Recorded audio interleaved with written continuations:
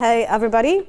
As we mentioned, we will be talking maybe about boring stuff, but keep it simple and nice. So 9 rules of multi-channel advertising, and here on a not stage, but here with you, me, Liliana. I'm the head of performance in Tribe 47, and here is my beautiful colleague Agata, who will be also speaking with me about few rules we will find on the presentation.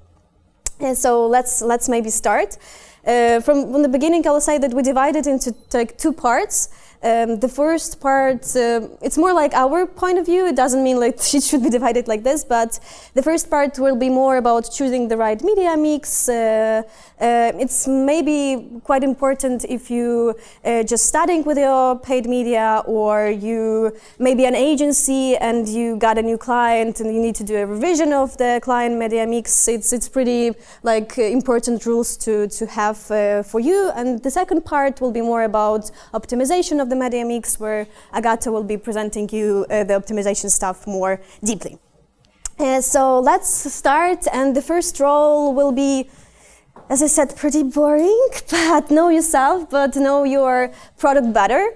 And I know it sounds basic, but in reality, a lot of clients actually forgetting about this and miscalculating this element.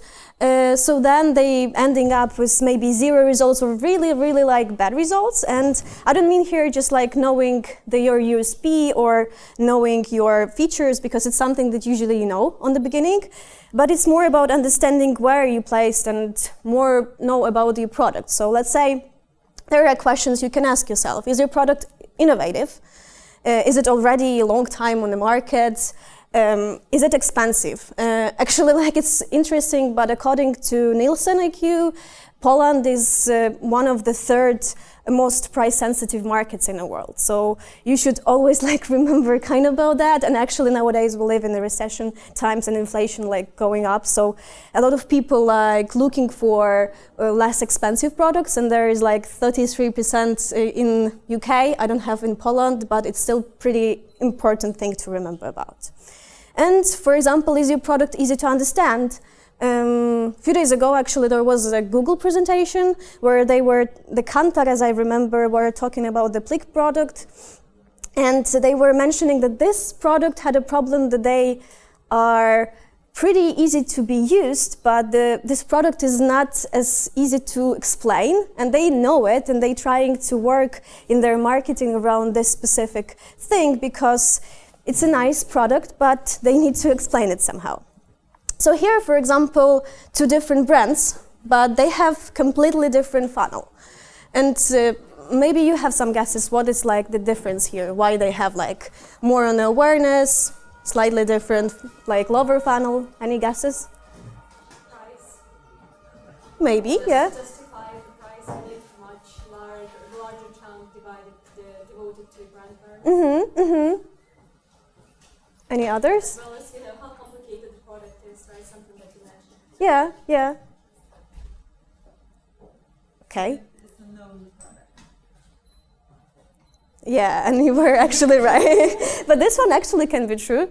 That is like also pretty obvious reason, like the product is less known. The brand one is not maybe started only because they already have remarketing on the 5%. So they have some like base, but they are not like known as much. So they need to work on their awareness, like top of the funnel stage more, in order to meet the funnel of the brand too. So at some point they actually will have pretty similar one with some distinguished like differentiations. Maybe they will be working more on creative side, right? But in reality, like the reason is more about their stage on the awareness at this point. So moving to other rules, when you already like understand your product better, you should step into your persona shoes. Here, we as an agency and as a marketers as well, working like when we're starting to work with some new client and we preparing the strategy, we usually like diving deep into our persona. But what's important, we're trying to understand her, like who is she and what her needs. And this is helps us to communicate our USP and choose the media mix for them. So here, for example, is one of the of the slides, which presents the persona profile we make for the client. And here you can see we have goals, we have awareness level, but most importantly, we actually have online presence of this persona. Here, like a lot of different channels, but this is something we're trying to distinguish on the very beginning.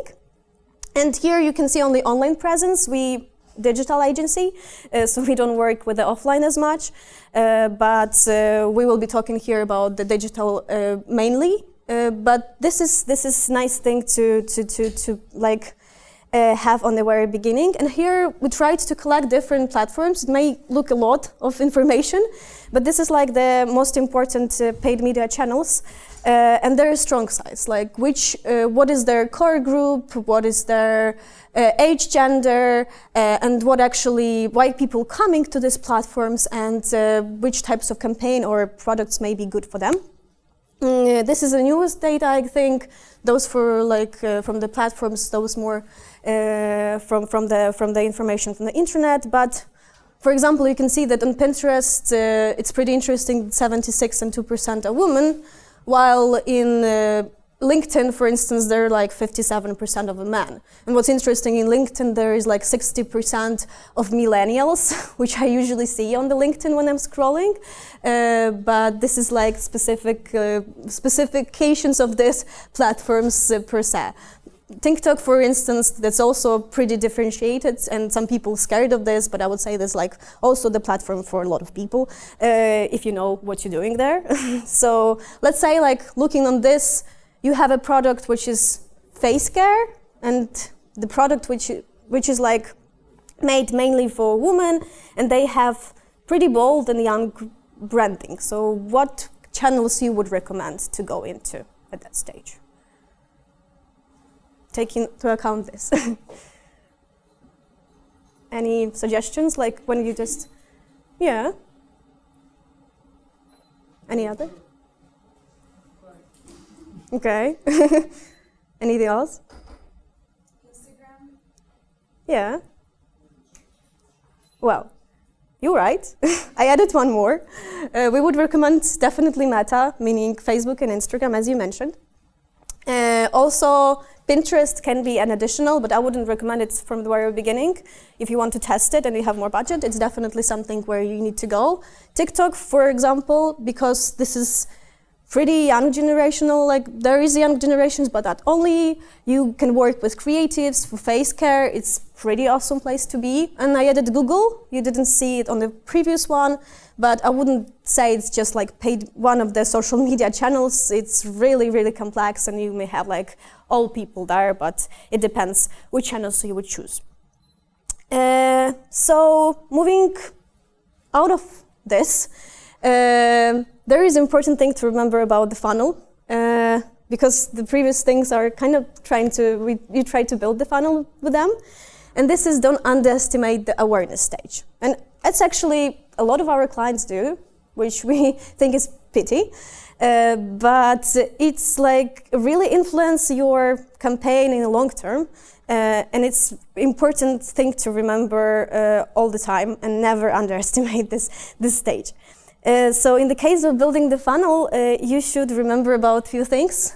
First one, you should emphasize the importance of this brand awareness stage and invest in the higher funnels, meaning in TOFU, in MOFU, because then it's eventually will translate into your lower funnel, into bottom of the funnel, or remarketing per se.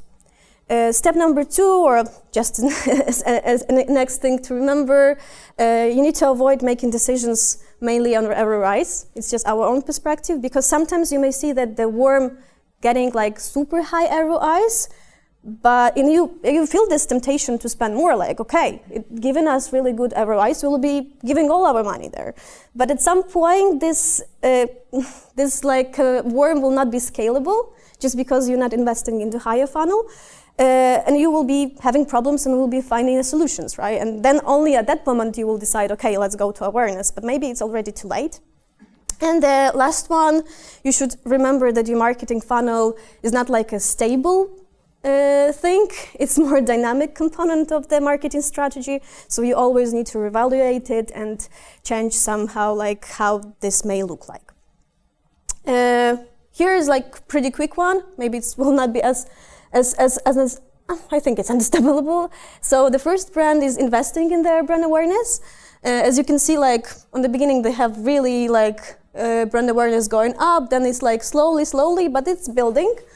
And on the other one, the brand which is not investing into awareness, they still have this awareness. It's not like you will not have it because you have top of the funnel. You may spend for optimization of for sales, but you still will be getting impressions. Some people will be seeing your ads and they will be kind of remembering your campaign. But when in the first case it's going like up, in the other it's like going up and down, meaning like when you neglect this brand building, you may result in in the base sales decrease and a greater reliance on the loyal customers. And I would say like relying only on the loyal customers nowadays is not as good because we have our target groups changing. We're trying to reach Gen Z, and Gen Z is like the group of the people who the less loyalists. They from the information I found, 37 of Gen Z fell into loyalty category, while in the boomers it was 56. So it's like big difference, and it may change with time as well. And the last one will be about the attribution. I will go pretty quick, just because we'll have Arek and Pavel, who will be, Arek and Piotr, who will be presenting more about this part. But I would just say that there is like different attribution models, from simple touch attribution, where you have like first touch or last touch, and you will have multi-touch attribution. There is like different options you can choose from. But when you want to make decisions about multi-channel, I would rather suggest to dive deep into this multi-touch models more, because then you actually will be seeing your media channels in a more wider perspective. And here, just interesting thing that like relying with attributions also only on the based on making decisions and relying only on the platforms itself, maybe also not the best idea, because the platforms usually tend to sign up full credit for them. So you will have double counting, I don't know, triple counting, depending how many channels you have. And it may be not the best idea, but as I said, I will not suggest like, should you check it only here or maybe in Google Analytics, etc. Guys will be cover this more. But just remember that if you want to understand your media mix and you don't want to overpay for your media, I would suggest you to understand your media mix better and choose which attribution model you want to check, and also attribution model and window you want to report in. So that's about the choosing media mix, and let's move into another part, which is more about optimizing your media mix. So the next topic we'd like to cover in today's presentation is the subject of reporting. Nowadays, we've got so many metrics that we can choose from, starting with the obvious one like cost per sale, ROS, to the more secondary ones like adding to wish lists, videos that are played at 2 seconds, 3 seconds, at 25%. And if we try to track all those metrics on a daily basis, all that we will end up with is the data overload. How should you report in order to get a full understanding of your media mix? Obviously, you can track all your results within the platform itself, like Meta reports, like Google reports. But what we encourage you to do is to create a file that actually aggregates all those data. And we've got several tools that can help us to do it, starting with the simple Excel file, but also more sophisticated automated report generating tools such as Looker, such as Sublime, which obviously will save you a lot of time. And for today, we have prepared for you some step-by-step guide how to read your data on weekly and monthly basis. So you can draw the meaningful conclusions about your media mix. So step 1 is a general look at total of your media mix. Right now we are focusing only on primary metrics based on your KPIs and try to minimize those metrics as much as possible, because right now we want to only get the answer whether your marketing effort has performed better or worse compared to the previous season or previous period. We do not ask the question why it was so yet. So the stage 2, Step 2, yeah. So in step 2, we break those data, those results by the media channel and sales funnel stage, and also the campaign type. So in these steps, we find out which channels perform better, which channels perform worse in comparison to other campaigns in our media mix. And by dividing the data by the audience type, we can also draw the conclusion whether which channel has a better impact at the given stage of our funnel. So we simply divide those 8 audiences by warm, by cold, by middle stage. And step 3, in step 3, once we know which campaign has performed better, which campaign has performed worse, we can delve into why it was so. So in stage 3, we add to the primary metrics the secondary metrics. So, for example, like we've got a meta warm campaign, sales campaign, and we are seeing some increase in purchases. By checking the primary metrics, which in this example would be obviously number of purchases, and adding to this the secondary metrics like conversion rate from click, we can draw the conclusion that actually the new landing page that we are testing has contributed to the sales. And at step 4 is rather extra, it's something additional, but we think that it's particularly important. So in addition to your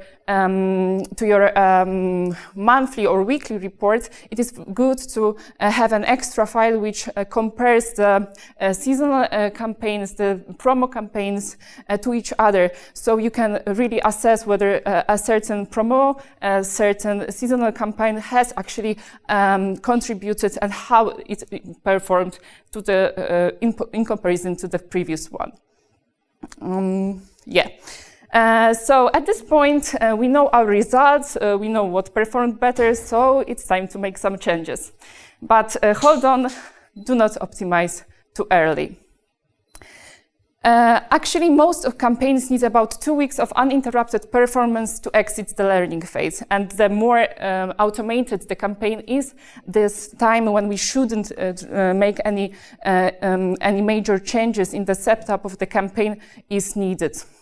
So, for example, for a video action campaign on YouTube or Performance Max, this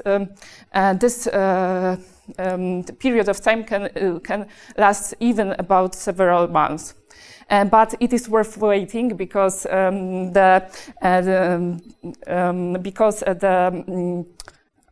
let me call it this way, like these differences between the learning phase and when the campaign is stable can be really surprising. And we've got for you a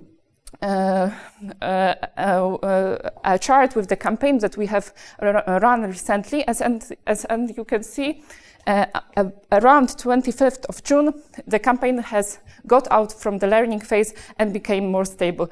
Obviously, in the day-by-day look, we still see some differences, but it's normal. It's how actually the external factors affect our campaigns. But anyways, cost per purchase has remained in the healthier level, which is below 10 zlotys, and the number of purchases is higher than 10.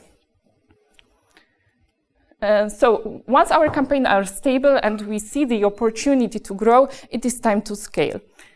But remember to scale each part of the funnel simultaneously, because scaling spending only to the bottom of the funnel will only bring you short-term results. And to steadily grow your business, the more you want to scale to the bottom of the funnel, the more you should allocate to the cold traffic. Because when we allocate the majority of our budgets to the BOFU and MOFU, all that we are risking that our audiences will really quickly become exhausted. So to keep the campaign stable, we recommend increasing the budget very slowly while keeping an eye on the short-term and long-term performance. Actually, this budget changes shouldn't be higher than 20% week to week. And of course, when we are talking about budget optimization, seasonality is an important factor to take into the consideration. So it's good to adjust our budgets over the year. And during the spring months, we focus mostly of our efforts on spreading the budget sustainably between cold, warm, and awareness campaign. In the summer, typically most of e-commerces sees a decline in sales.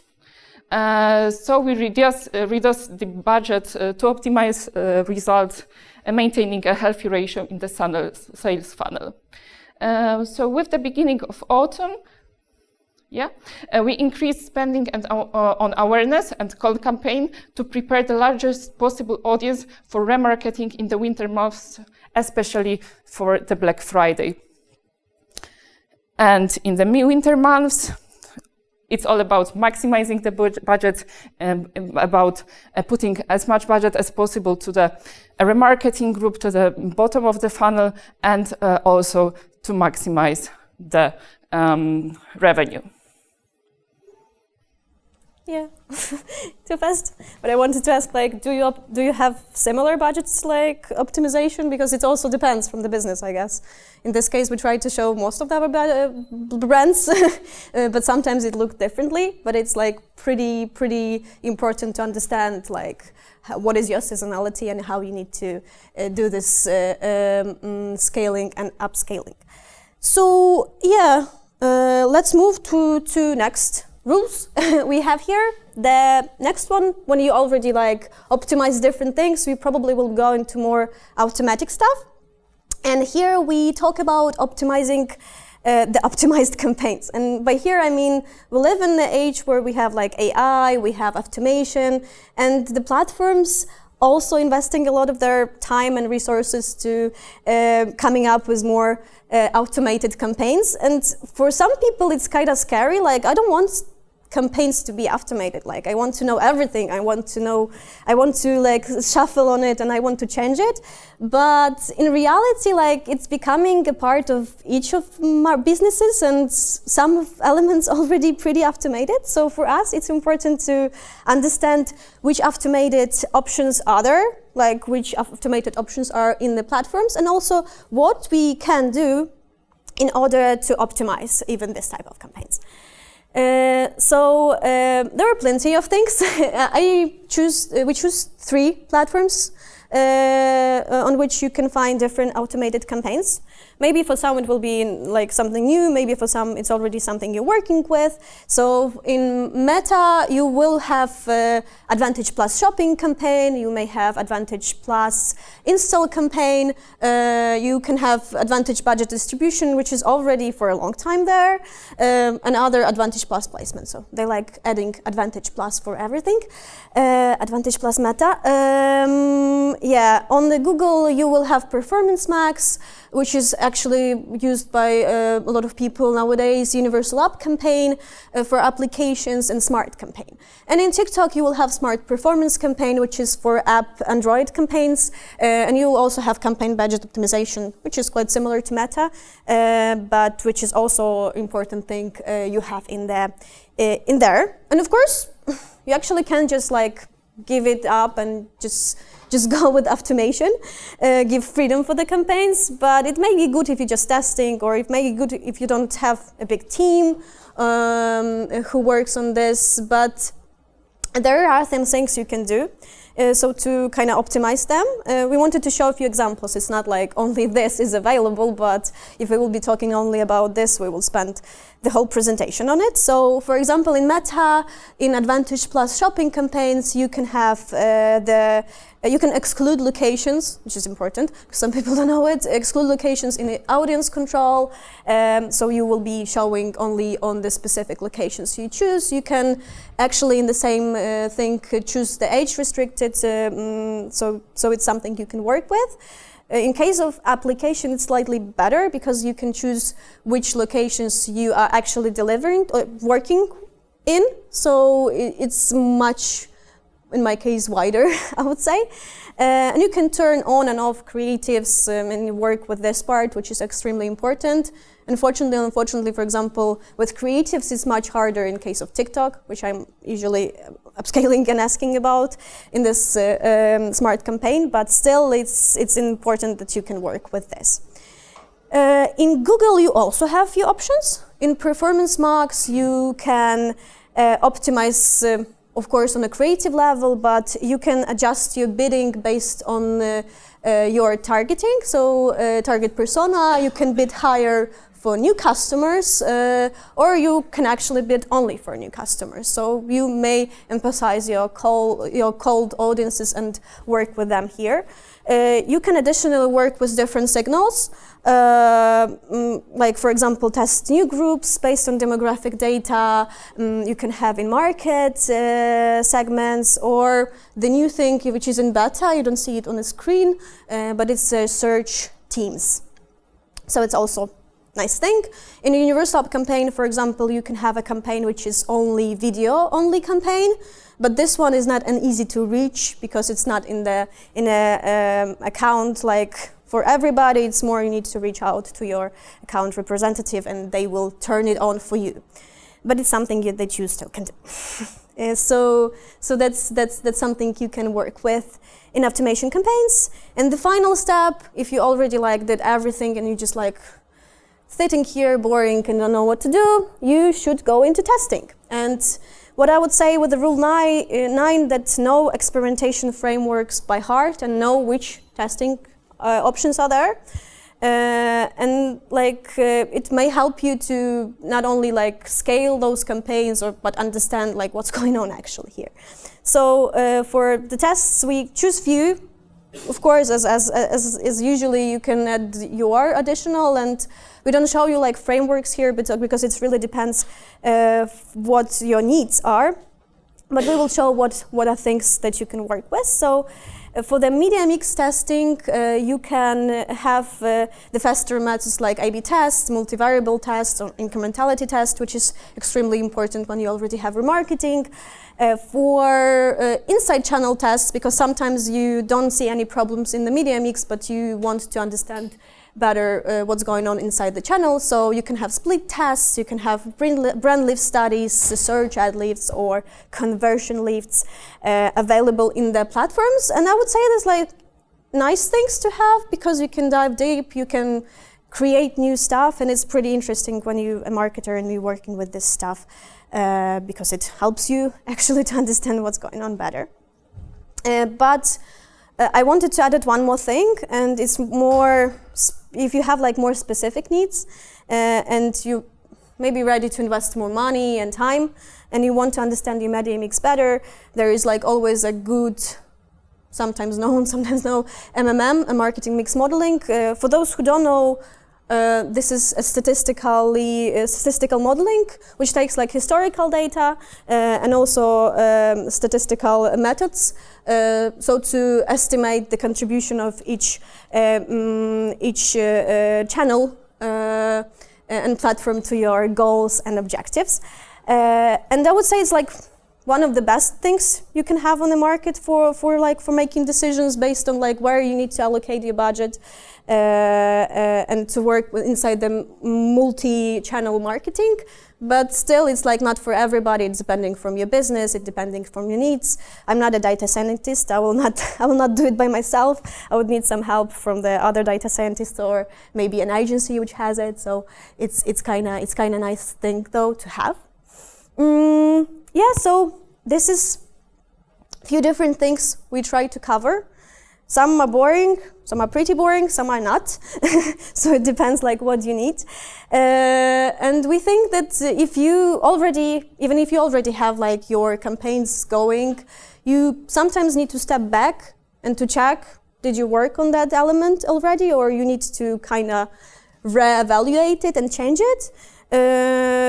And maybe you're just starting in the industry, maybe it's helpful for you.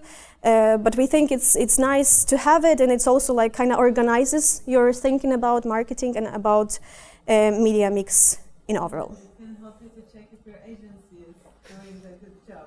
Yes, that's also true. That's here. So thank you a lot. I don't know, like, do we have any time for questions? But if you have some, which already popped up, I think you can ask, we can answer them.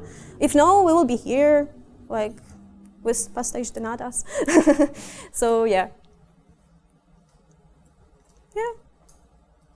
If not, we can skip to you guys. Okay, thank you. At Tribe, what frameworks do you guys use for campaign optimization? For campaign optimization. I mean, you mentioned, right, like invent different frameworks. We mentioned more about the testings, right?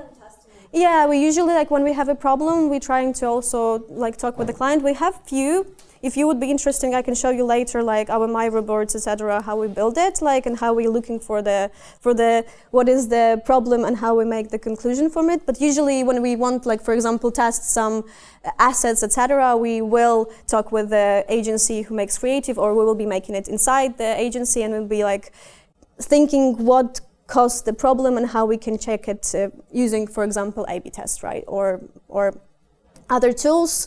When we start with a new awareness campaign, we will go into brand lifts. So we also will be talking more with the probably representatives of the platform itself. So to think with them, can we do like one split test or more variables, and then we will be evaluating is it good or not and building it. So usually we use like Miro for building the whole framework.